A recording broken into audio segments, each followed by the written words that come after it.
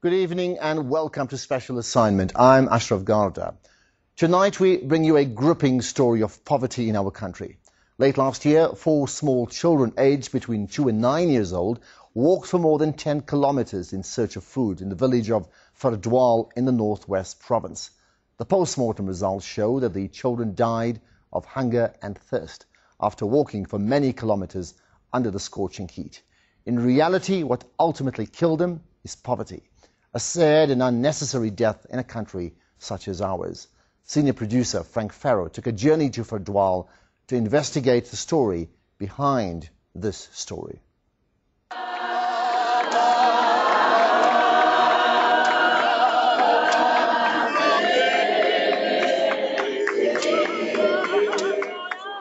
A sad farewell for little Mapule and Sibengo Mupele.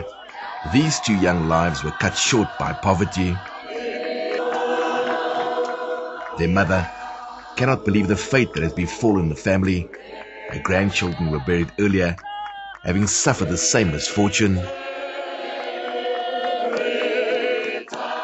Le bana ke le mo matlong ga ke a ba bona ke bone di ke hela go tsena ka gore ga ke a bona bana ba ba ka bana ke ba godise bokete ntse ke bobolana ke goga bokete ka bone bolwetse jo asthma. The children had no birth certificates. The only evidence that they ever existed are their death certificates. The post-mortem revealed that the children did not have a proper meal for several days. It's unfortunate that the 4 children passed on without those birth certificates, but I think it's a wake-up call for all of us. Their deaths could have been prevented, but with no documents, they couldn't access social grants, which are meant to benefit poverty-stricken communities. Sadly, their situation is very similar to a number of rural areas across the country, where millions of children go to bed hungry without enough food to eat.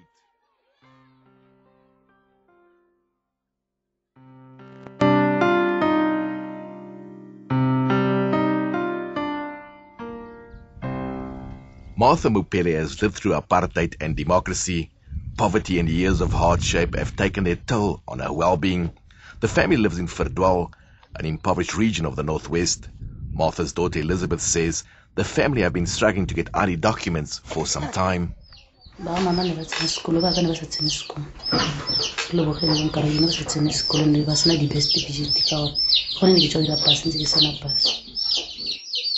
family tried to get IDs, but differences in the spelling of their surname prevented them from getting the documents. Ironically, Martha's deceased parents had IDs. With no means to fend for the family, she's dependent on seasonal work at a local farm.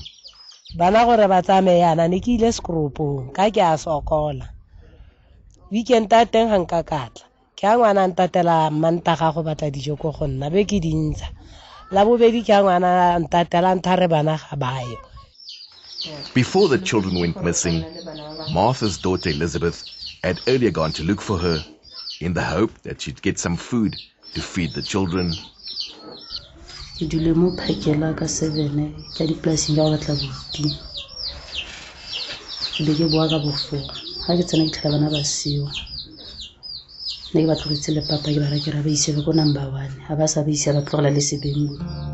Weak and starving, the children could no longer contain their hunger. They soon decided to follow their mother and grandmother. The young children walked through an open gate, across a ploughed field, to a farmyard 10 kilometers away. A daunting trip with tragic consequences. We can confirm that we received an information about the missing kids after their mother came to report at the police station. And from there we went out to start the search. We were reported that 4 kids were missing. And we sent our dog unit and all our members to go and start with the search. The search started on a Monday, which was on the 25th. And the kids were found, the first 2 kids were found on Thursday, which was the 28th. And the state in which they were found, when the day they went missing, it was a very hot day.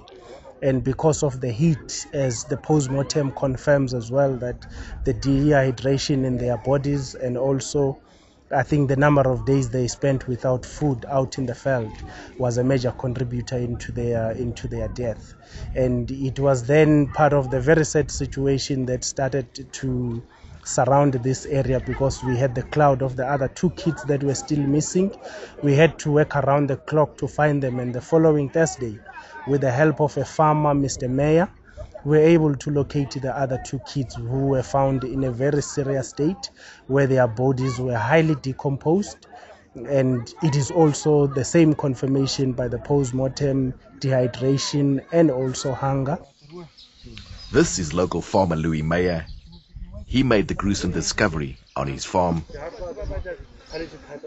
It was very tragic to find them, because they were already in quite a late state of decomposition. What was interesting, though, they had removed their shoes, put their shoes next to each other. Little girl had taken off her jersey and folded it nicely and packed it. And then they lie down in the cradle position, and that's the way we found them. And if losing a child in these tragic circumstances is not enough, the parents now also face charges of child neglect.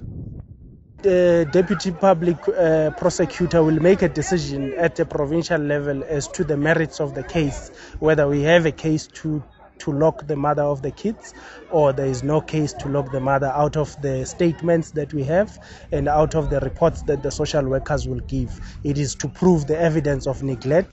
After the tragedy, social welfare flooded their home with food. Suddenly the family had plenty to eat. Sadly, this meal came a little too late. Could the children still be alive today had the authorities responded earlier? That is why we do this household profiling that assists us as the department to identify each and every household that there are challenges. I think what happened here in Verdwaal, the department did a community profiling, not household. Maybe if we did a household, we could have detected that we have problems here. Elizabeth is still trying to come to terms with the loss of her 2 young children. She is now 7 months pregnant, but the thought of bringing another child into the world is worrying the young mother.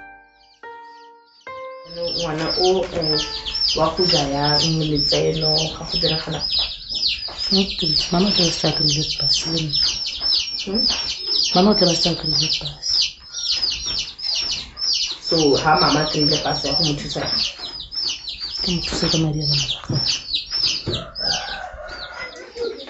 The social welfare department says Home Affairs visited the family prior to the incident, but they failed to detect that there were children living at home. The report that we got from Home Affairs was that they did visit this family. They've applied for late registration for Elizabeth and Martha, but the report we got is that Martha and Elizabeth did not disclose that there were children here. Otherwise, Home Affairs says that they could have organized a birth certificate for them. Meanwhile, the Human Rights Commission has launched an investigation to establish if there was any bureaucratic bungling on the part of Home Affairs. A profiling by the Department of Social Welfare in Verdwaal made a shocking discovery when they found that thousands of impoverished people were living in the same circumstances. From the profiling that was done by the Department of Social Development, there was an estimation that there could be about 5,000 people in this community. Now, out of that 5,000, having looked at this community, almost 80% of them could be qualifying. So we're talking of big numbers. Government has now begun documenting the people, but the situation for this poverty-stricken community is not about to change anytime soon, because they cannot afford the required fees to pay for their documents. To get an ID document costs you in the region of about 140 Rand. So people will have the option, do I give me 140 Rand for an ID document, or do I take this 140 Rand and buy food for my family? Coming up next, feeding the hungry in Verdwaal.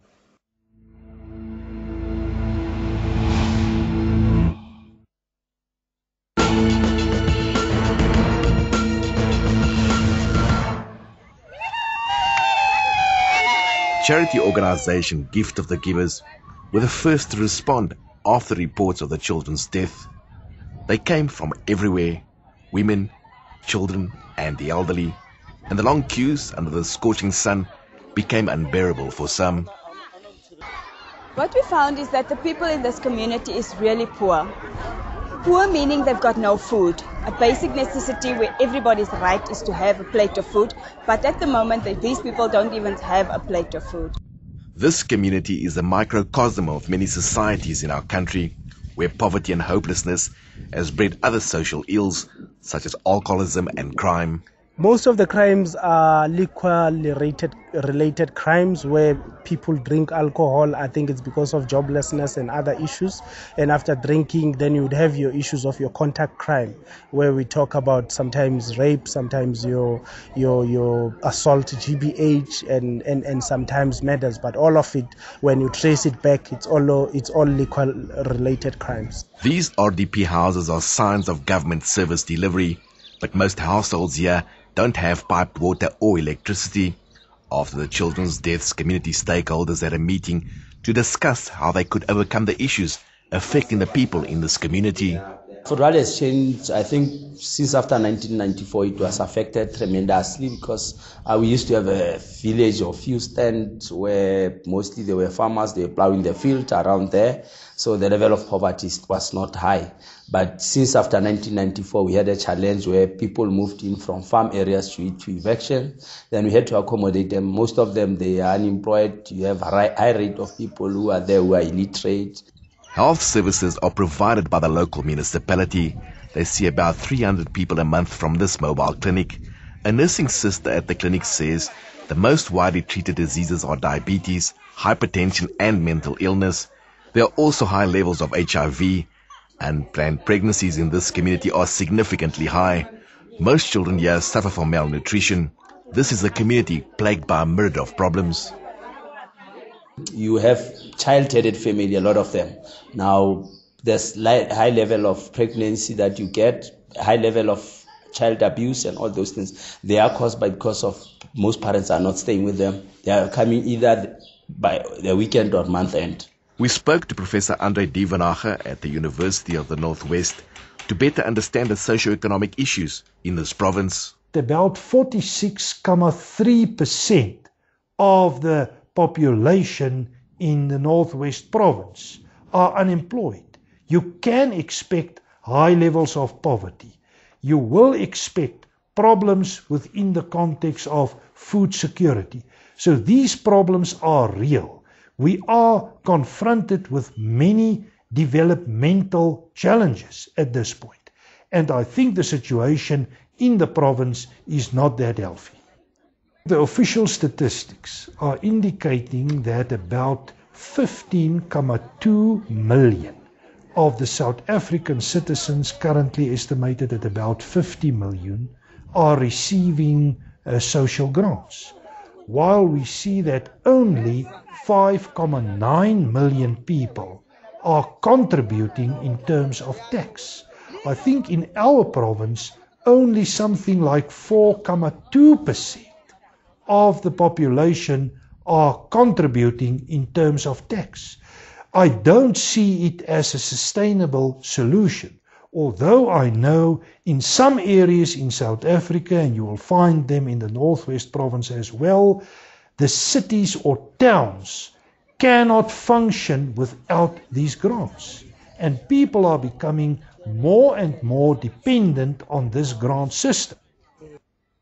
So what has led to this sad state of affairs? We'll get some answers after this.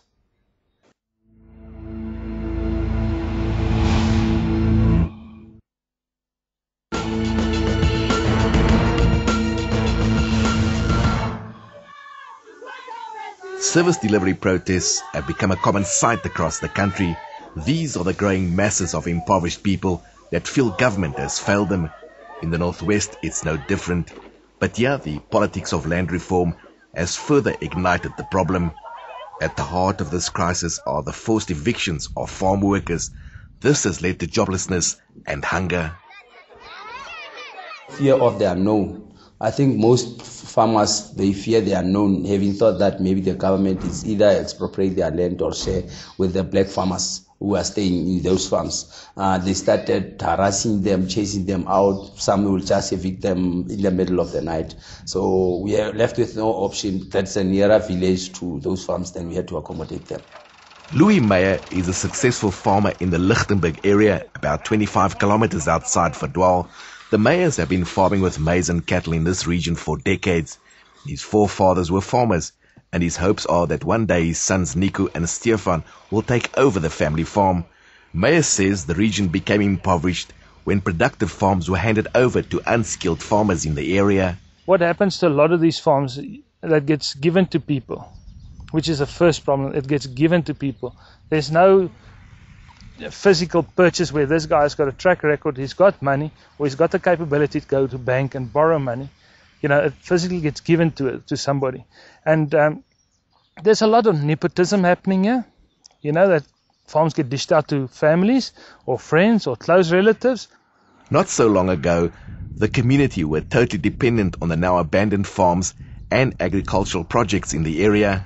Government is blamed for the failed projects that were the lifeline of the people. Special Assignment investigated a number of agricultural projects in Verdwaal. Here, I'm shown around by the local councillor. We start at this cooperative at Sheila. It's situated a stone's throw away from Verdwaal. Here we are in the building of the former Sheila cooperative that used to provide living for us as farmers here. If you can see, this was the area where it used to be a hub for farming activities around the area of Sheila, Verdwaal up to, it used to service more than 23 villages, this area. It is the number of hectares that we are having around our area as we are part of the maize triangle. The building has been completely vandalized. All that's left is the abandoned structure, broken glass, and piles of scrap metal. Unfortunately, our people were not empowered to run the cooperative by then. It was run on behalf of people by the government. So prior to 1994, it was a success because it was run by the government. Then after the downfall of Buputatswana, there was an initiative where it was granted to people. But the very same people that they were giving the cooperative to run in terms of corruptions, because I think that's what affected that cooperative. People just took the money and it collapsed to an extent where you see there are dilapidated buildings here. The local councillor says this is only one of several failed projects in the area. Professor Duvenage describes this dire situation as a result of years of poor governance in the province. In some ways, we can say that the Northwest Province is a failed state. Characteristics of this failed province are, amongst others, high levels of corruption, high levels of nepotism, lack of institutional and state capacity. We know about all the province's challenges in terms of delivering proper services to the people: water, sanitation, electricity.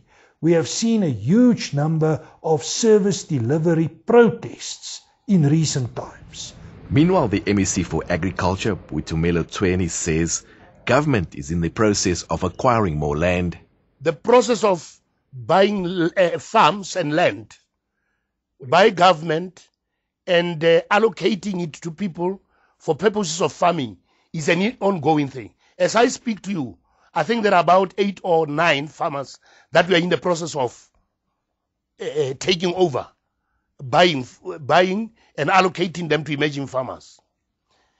The success rate, I would put it between 70 and 80. Success rate.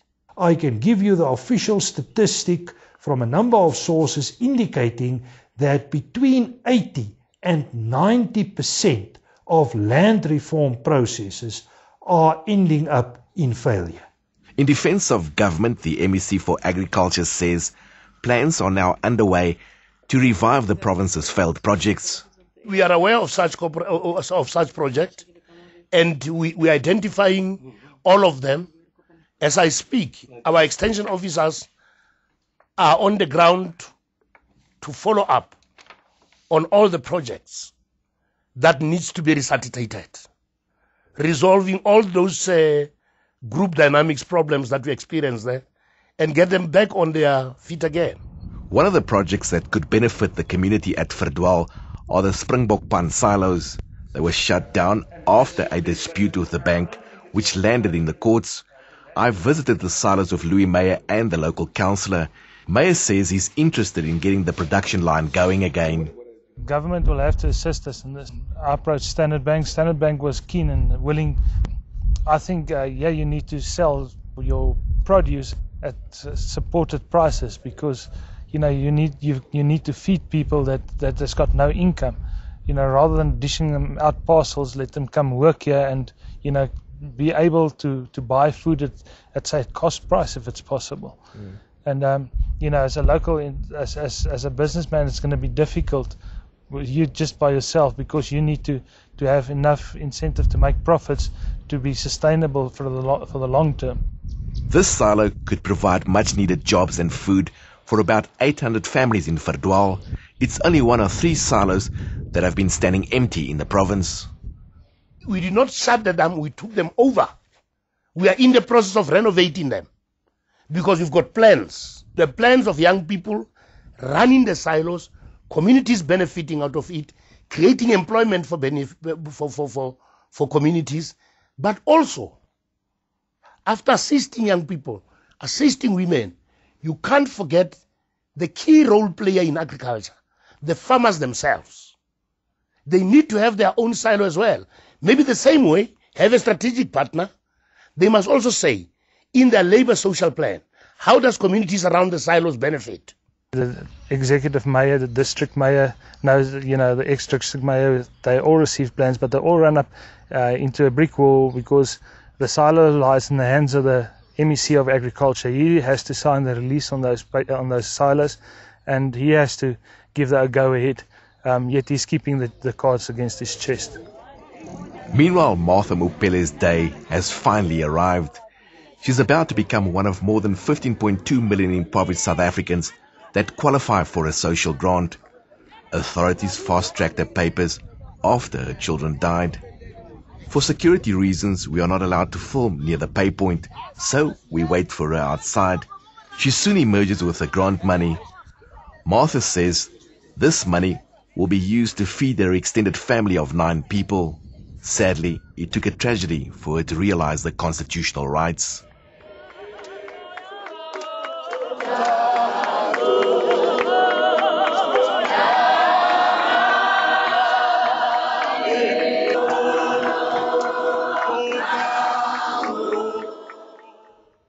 Who do you think should be held accountable for what happened at Verdwaal?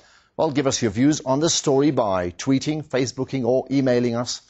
And you also have a chance to call in on this matter on my radio show. That's on SAFM Radio on Friday at 2 p.m. Well, now to your feedback on Cherise Cox. Chad Thomas says, we can all see her pain. It saddens me that they never paid her out. And Wendy Adams wrote, shocking. We put our lives on the line, swear to protect and serve people we don't even know. Yet when injured in the line of doing that very duty, one is shoved aside by the very people who are meant to have your back. Well, now the latest developments on that story. Cherise Cox received part of a payout from the Durban Metro Council, but the bulk of her payout is still outstanding from the Workmen's Compensation Fund. Well, do email us if you have stories you believe we need to investigate. That's it from me. Join us again next week when we point out the issues that matter.